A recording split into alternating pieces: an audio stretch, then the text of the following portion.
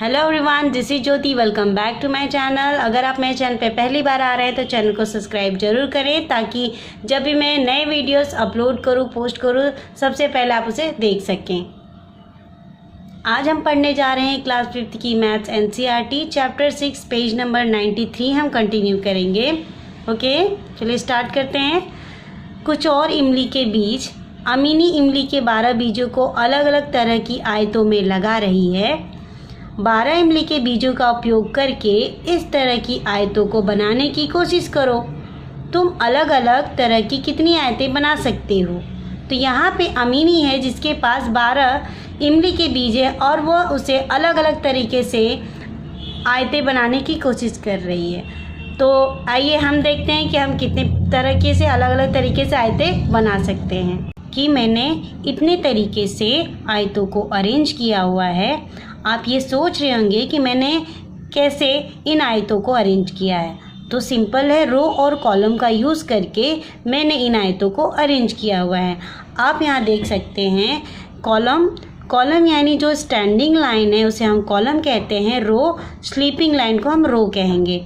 यहाँ पे जो स्टैंडिंग लाइन में है ये हो गया कॉलम, और जो इस तरीके से स्लीपिंग लाइन में से हम रो कहेंगे। तो पहली आयत हम देख लेते हैं। पहली आयत में जो कॉलम है वो है 2 और जो रो है वो है, यहाँ पे हम काउंट कर लेते हैं, 1 2 3 4 5 6।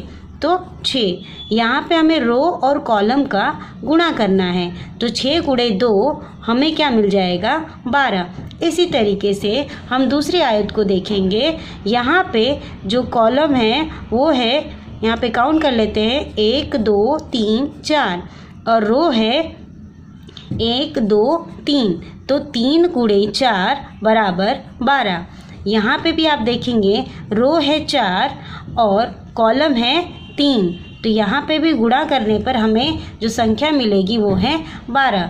अब आयत आप 4 देखेंगे तो यहाँ पे जो रो है वो है 1 और जो कॉलम है वो है 12। यहाँ पे आप काउंट कर लीजिए, 1 2 3 4 5 6 7 8 9 10 11 12। तो 1 गुणे 12 और हमें 12 मिल जाएगा। इसी तरीके से आप पांचवा आयत देखिए। यहाँ पे जो कॉलम है वो 1 है और रो है 12। तो 1 गुणे 12, ठीक है। और जो छठा है आयत हमारा, यहाँ पे जो रो है वो है 2 और जो कॉलम है वो है 6। यहाँ पे देख लीजिए आप, 1 2 3 4 5 6।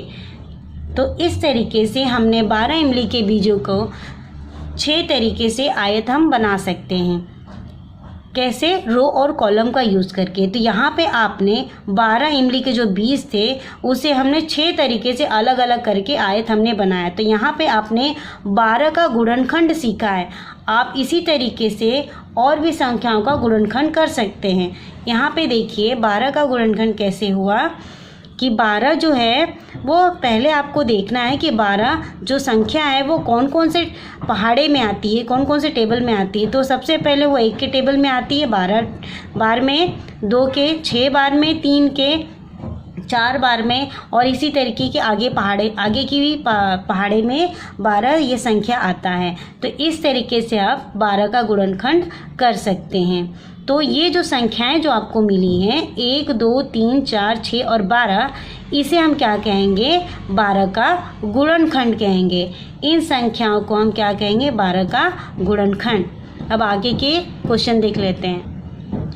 अगर तुम्हारे पास 15 इमली के बीज हो तो तुम कितनी आयतें बना सकते हो? जिस तरीके से हमने 12 इमली के बीजों का आयत बना करके देखा, उसी तरीके से हमें 15 इमली के बीजों को भी देखना है। तो यहाँ पे आपको सिंपल है, 15 संख्या का गुणनखंड करना है। तो यहाँ आप देख सकते हैं कि सबसे पहले 15 जो संख्या है वो कौन कौन से पहाड़े में आता है, इसका पता आपको पहले लगाना होगा। तो सबसे पहले वो 1 के पहाड़े में आएगा, 3 और 5 और 15। तो ऐसे वो 4 तरीके के हम आयत बना सकते हैं। यहाँ पे आप देख सकते हैं मैंने रो और कॉलम में यहाँ पे लिख दिया है कि जैसे 1 के पहाड़े में 15 बार में आएगा, 3 के पहाड़े में जो 15 है 5 बार में आएगा, 5 के पहाड़े में 3 बार और 15 के पहाड़े में 1 बार। तो इसी तरीके से हमारे पास जो आयतें बनेंगी वो 4 तरीके से बनेंगी। रो जो होगा वो 1 रो होगा, कॉलम होगा 15, इस तरीके से 3 गुणे 5 यानी जो रो होगा वो 3 होगा और जो कॉलम होगा वो 5, कुछ इस तरीके से 5 गुणे 3 होगा, माफ़ करें, ये 5 गुणे 3 का आयत है और ये 3 गुणे 5 का आयत है। इस तरीके से आप इन आयतों के नीचे इन नंबर्स को भी आप लिख सकते हैं कि किसमें कितनी रोज़ और कॉलम हैं। उसी तरीके से आप 15 गुणे 1 का भी आयत बना सकते हैं। यहाँ पे देखिए कॉलम कितना है, 1 है, और जो रो है वो कितना है, 15 है।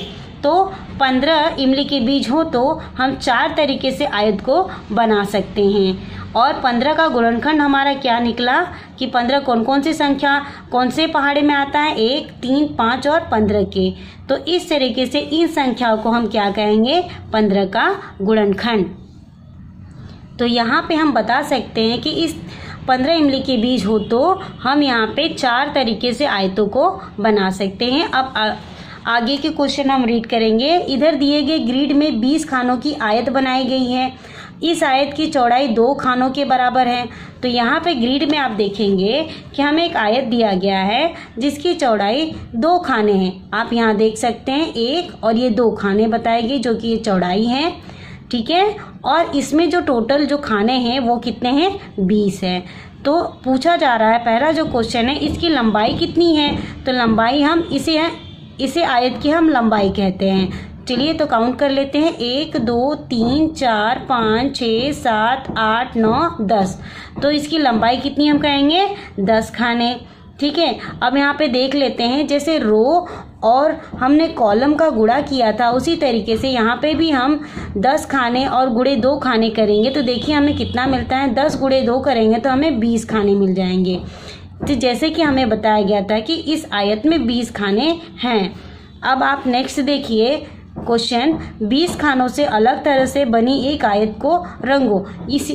जैसे हमने 12 और 15 इमली के बीजों से अलग अलग तरीके से आयतें बनाए थे, उसी तरीके से हमें 20 के बनाने हैं। तो देख लेते हैं हम किस तरीके से बना सकते हैं।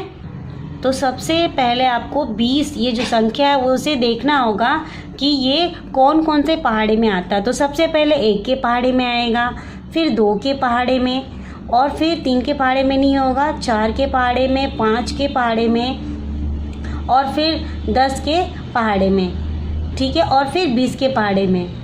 तो इस तरीके से हम देख सकते हैं कि जो 20 खाने वाली जो आयत होगी वो कितने तरीके से हम बना सकते हैं, हम 6 तरीके से बना सकते हैं। यहाँ पे देखिए आप 1 गुणे 20 आप करेंगे तो आपको 20 मिलेगा, 20 गुणे 1 करोगे आप तो भी आपको 20 मिलेगा, 4 गुणे 5 करेंगे तो 4 पचे 20, ये भी आपको मिलेगा, 5 गुणे 4 करोगे आप तो भी आपको 20 ही मिलेगा, 10 गुणे 2 करेंगे आप तो भी आपको 20 मिलेगा, ठीक है, और 2 गुणे 10 करेंगे तो भी आपको 20 मिलेगा, और 20 का पहाड़ा आप एक बार पढ़ोगे तो भी आपको 20 मिलेगा। तो इस तरीके से ये जो हमें संख्याएं मिली हैं इसे हम क्या कहेंगे, 20 का गुणनखंड कहेंगे। इन संख्याओं को 20 का गुणनखंड कहेंगे और हम 6 तरीके से 20 खानों वाली आयत हम बना सकते हैं।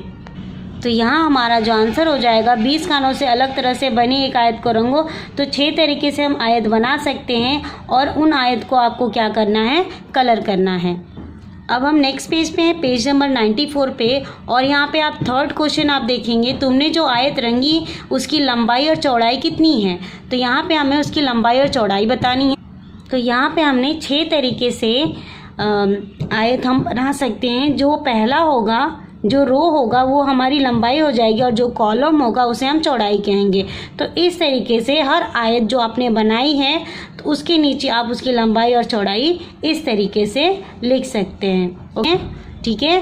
फोर्थ क्वेश्चन देखिए, तुम 20 खानों की आयत को कितने तरीक़ों से रंग सकते हैं। तो हमने पहले बता दिया कि हम 6 तरीके से आयतों को बना सकते हैं और उसे रंग भी सकते हैं। उन सबको ग्रिड में रंगो और रंगे हुए हर आयत की लंबाई और चौड़ाई को लिखो।